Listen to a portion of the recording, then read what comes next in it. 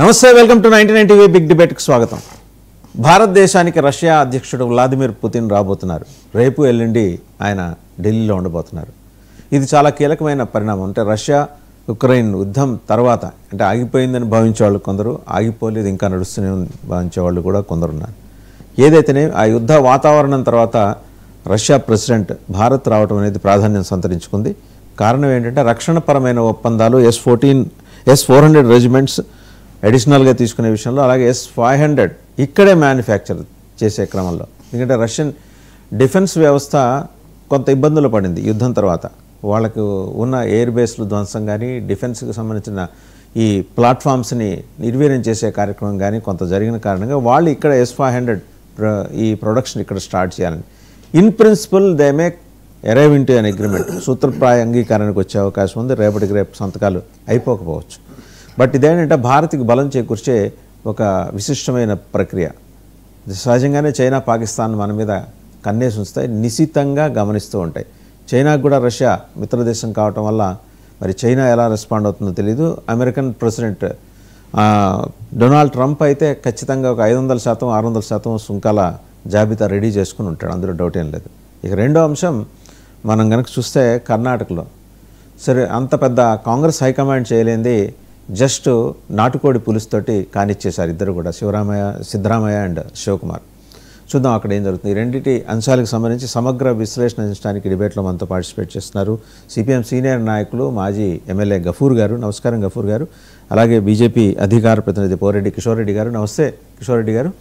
And Congress party working president మాజీ రాజ్యసభ సభ్యులు doctor Tulasi Reddy గారు. నమస్తే.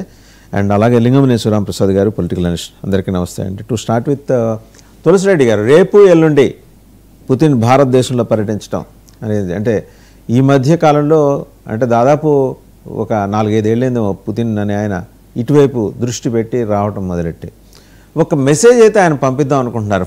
S-500 ఇమ్మీడియట్గా రేపటికి రేపు వాళ్ళు ఆపరేటర్స్ తీసుకొచ్చి స్టార్ట్ చేస్తారని కాదు, కానీ there is a possibility of arriving అంటే ఆయన అగ్రిమెంట్ అని చెప్పి తెలుస్తుంది.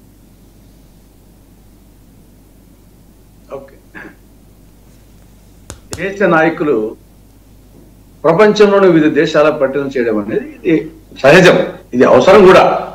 అది మన దేశ ప్రధానమంత్రి పోతుంటారు, విదేశాల ప్రధానమంత్రులు, అధ్యక్షులు వస్తుంటారు.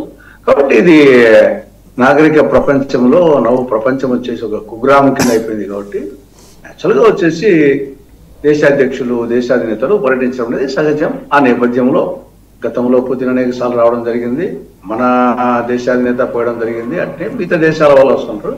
కాబట్టి అది ఒక యాంగిల్. సరే, రెండవది వచ్చేసి రక్షణ సంబంధాలు, రక్షణ సంబంధించినటువంటి ఒప్పందాలు జరుగుతాయి అనేది రెండవది. దాంట్లో ప్రధానంగా రక్షణకు సంబంధించి ఇప్పుడు రష్యాతో 5వ తరము యుద్ధ విమానాల కొనుగోలు Su-57 అనేది ఒకటి, రష్యాతో 5 S-14 ఎయిర్ డిఫెన్స్ రెజిమెంట్స్ కొనుగోలు అనేది రెండవది, రష్యాతో R-37M axe head air missiles కొనుగోలు, ఇది రష్యాతో సంబంధించి. అమెరికాతో సంబంధించి F-35 యుద్ధ విమానాల కొనుగోలు. ఇవి ఉంటాయా, ఉండవా, ఏది ముందు ఏది ఉంటుంది? అది ఉంటుంది, రెండు ఉంటాయా? ఒకటి రష్యాతో మాత్రమే ఉంటుందా, అమెరికాతో మాత్రమే ఉంటుందా, రెండు ఉంటాయా? ఇది రాబోయే రోజుల్లో చూడాలి. ఇది సైనిక సంబంధాలు, రక్షణ సంబంధాల గురించి. కానీ ఓవరాల్ గా ఇది ప్రపంచ దేశాలు, మన దేశమే కాదు, ప్రపంచ దేశాల్లో ఎక్కువ దేశాలు అభివృద్ధిలో పోటీ పడకుండా ఆయుధాల సమీకరణలో పోటీ పడము, ఇది ఒక డేంజరస్ పరిణామం వచ్చేసేసి. అది మన దేశం కావచ్చు, ఇంకోటి కావచ్చు, అది ఏదో పెద్ద ఘనకార్యమైనట్టు సైనిక విన్యాసంలో ప్రదర్శించడము, మాకు అవి ఉన్నాయి ఇవి ఉన్నాయని. మనం కదా ఊర్లలో కదా తుపాకులు వచ్చేసి ఇంతకుముందు కొద్ది నాయకులు పెళ్లిళ్ళకు పోయేటప్పుడు గన్ను పట్టుకొని వెహికల్స్ లో పోయి కనిపించేవాళ్ళు, అది ఏదో పెద్ద ఫ్యాషన్ కింద. కాబట్టి ఈనాడు ప్రపంచ దేశాలన్నీ అభివృద్ధిలో పోటీ పడడం లేదు, ఆయుధాల సమీకరణలో మా దగ్గర అవి ఉన్నాయని చెప్పేసి ఈ విధంగా పోవడం అనేది ఇది ఏ దేశానికి మంచిది కాదు, ప్రపంచానికి మంచిది కాదు. మనకు బెస్ట్ ఎగ్జాంపుల్ అమెరికా వియత్నాం యుద్ధమే.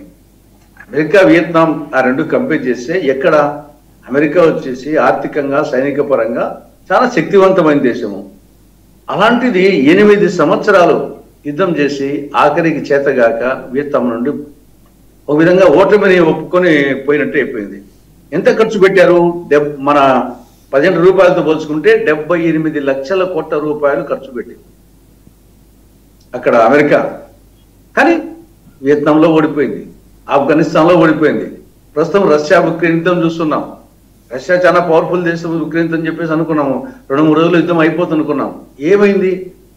అదేవిధంగా ఇరాన్ ఇజ్రాయెల్ కానీ, ఇజ్రాయెల్ లెబనాన్ కానీ, ఈవెన్ భారత్ పాకిస్తాన్ కానీ ఏదో ఒకసారి యుద్ధం చేసుకోవడం, గెలిచామని చెప్పుకోవడము, వాళ్ళు చెప్పుకుంటారు, మనం చెప్పుకోవడము. ఆఖరికి బంగ్లాదేశ్ యుద్ధం ఏమైంది?